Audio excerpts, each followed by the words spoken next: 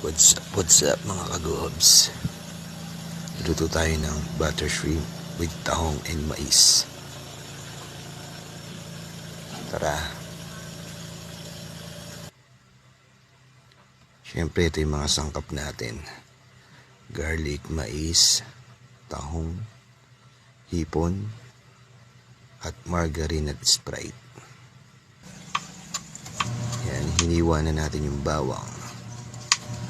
Maya-maya lang gigisa na natin yan sa margarine.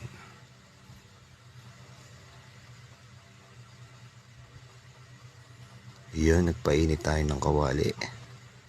Nilagay na natin yung margarine, bawang. Uy, sumilip pa si kagubs nyo.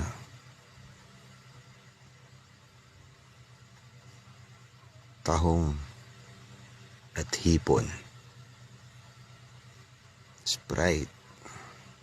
Yan, konti lang. Isang kulo lang yan. Matatapos na yan mga kagobs. Ayun na ang hinahantay natin. Kain na. Bye-bye.